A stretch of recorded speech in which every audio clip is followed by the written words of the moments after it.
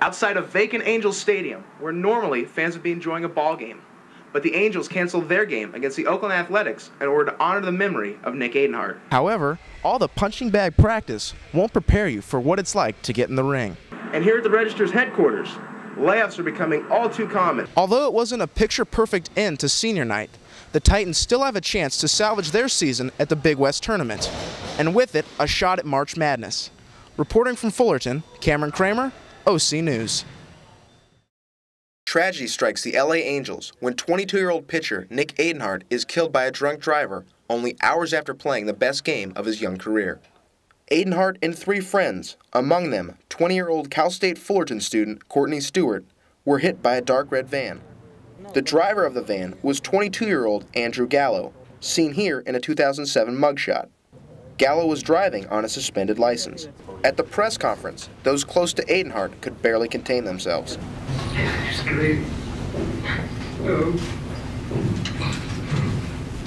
He's a great kid. And we're going to carry his memory forward because he grew as much as any person I've ever been around in the last 4 years. Outside of vacant Angels Stadium, where normally fans would be enjoying a ball game.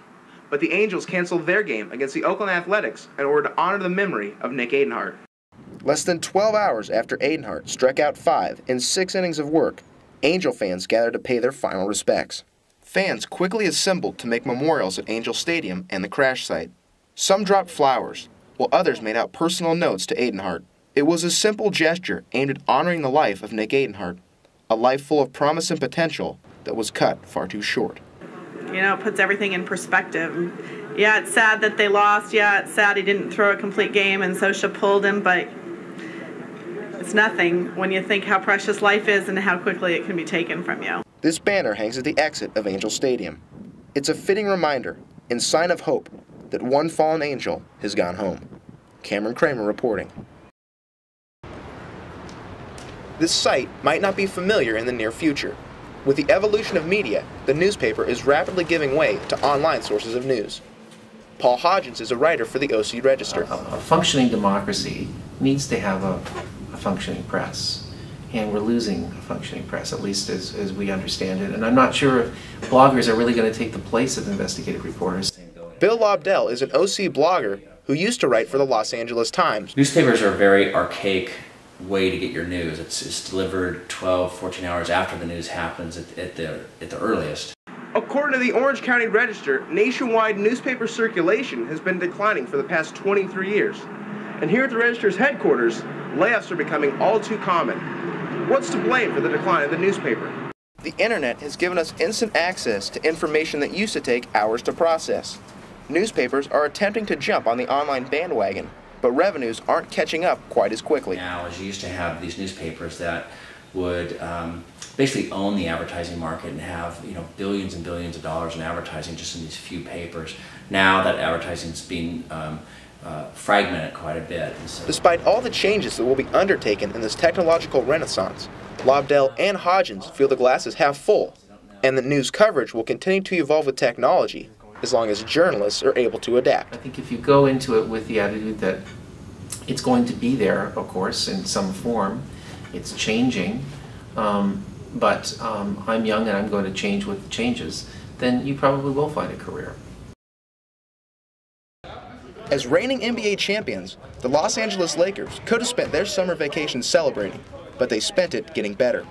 The Lakers are back on the court, gearing up for their title defense. It'll definitely increase the challenge of having to come out and be your best every night. After defeating the Orlando Magic to capture the 2009 NBA championship, the Lakers had many questions heading into the offseason. The team answered those by re-signing key reserve Lamar Odom to a 4-year deal worth $33 million. Head coach Phil Jackson and his 10 championships as a coach are also back on the bench for another season. The return of Odom and Jackson has the team in high spirits. I think we have a very good team, the team that can defend indefinitely, and we're going to see a lot of challenges. After winning their 15th championship, the Lakers are back hard at work to defend it.